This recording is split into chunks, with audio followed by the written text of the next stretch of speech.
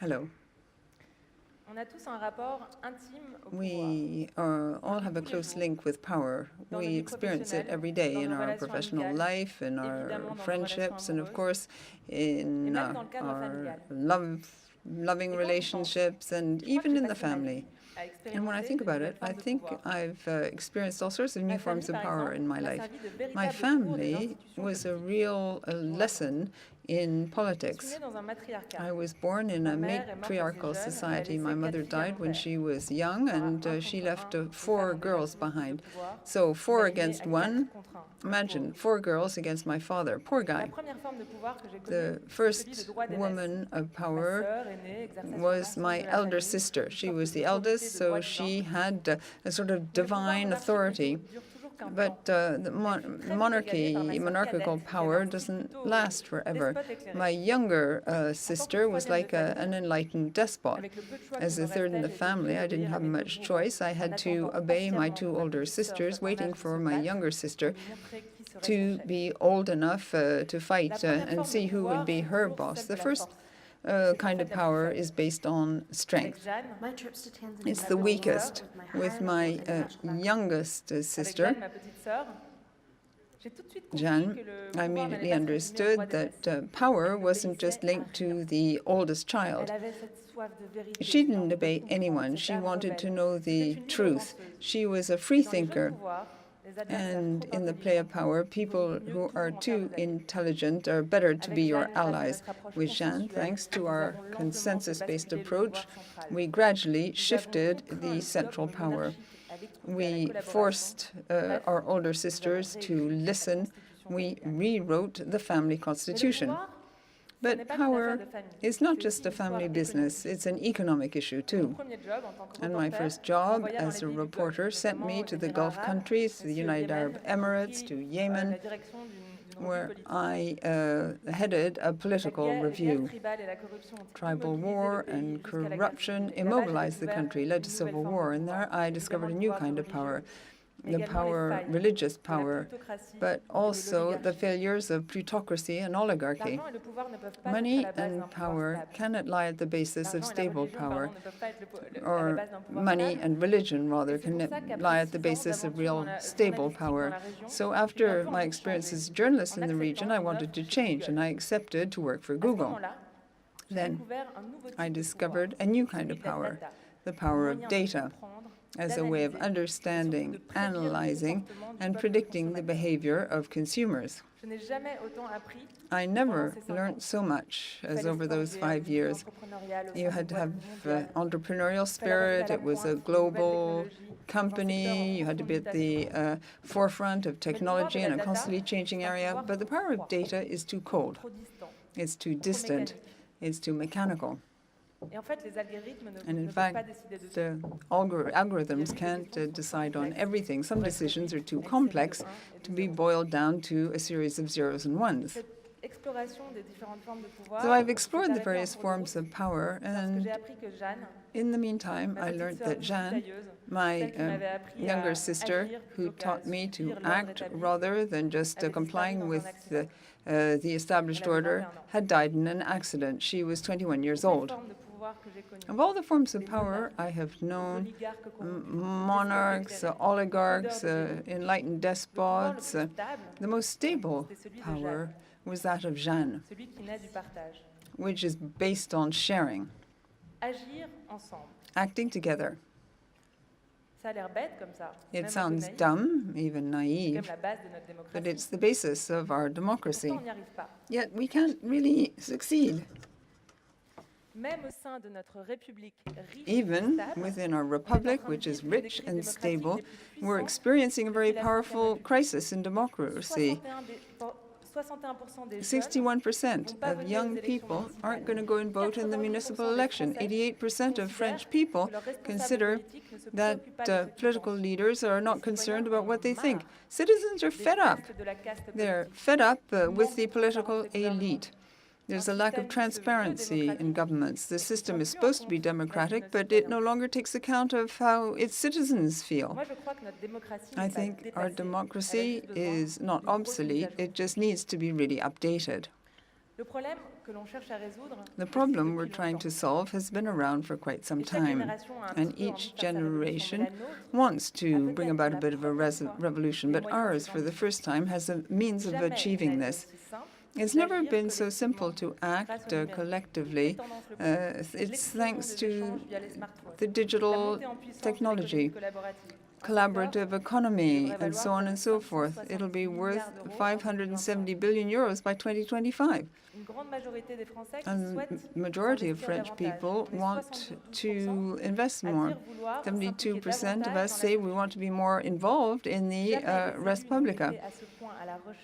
So many people are looking for legitimacy and efficacy. Look at the cities where the majority of the population lives in Europe. They're the backbone of democracy.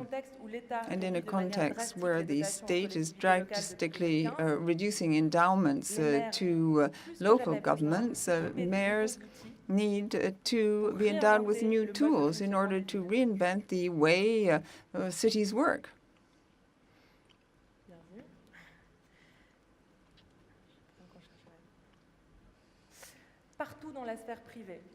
Everywhere in private life, the opinion of citizens is taken into account in real time by people who are concerned with the quality of their service and the efficiency of what they're doing. The public area is lagging behind, and it's a pity.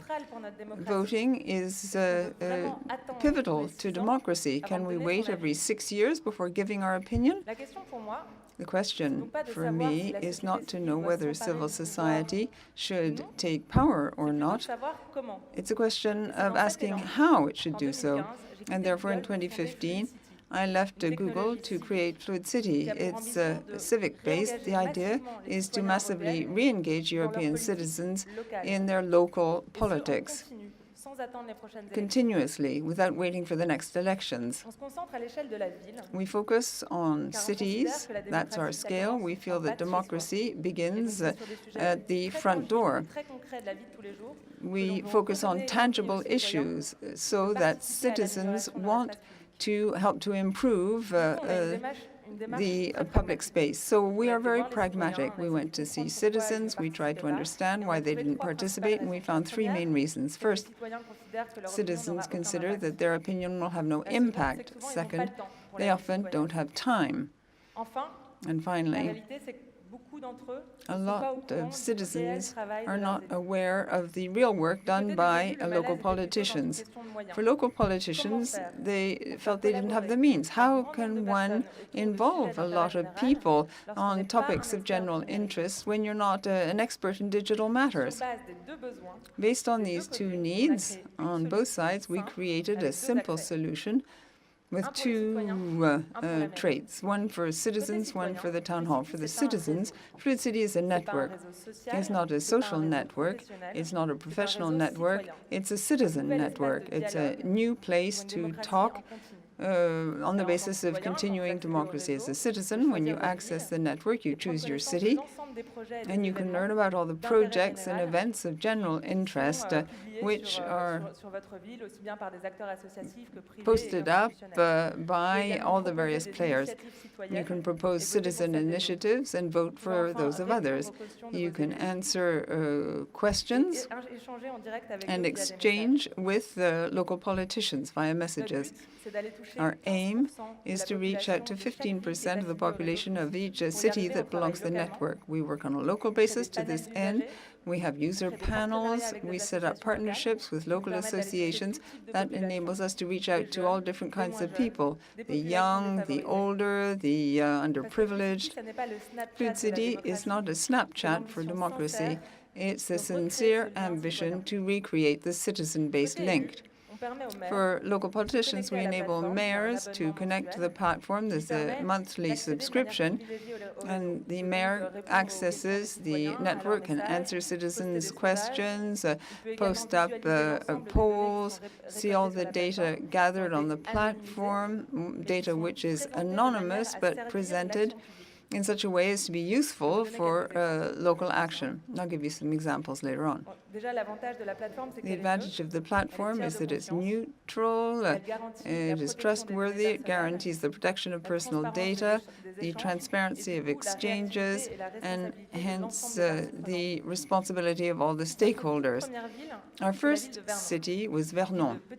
It's a very small town with 26,000 inhabitants. In the space of 9 months, we were able to reach out to 10% of the local population. 600 requests or questions by citizens have been answered.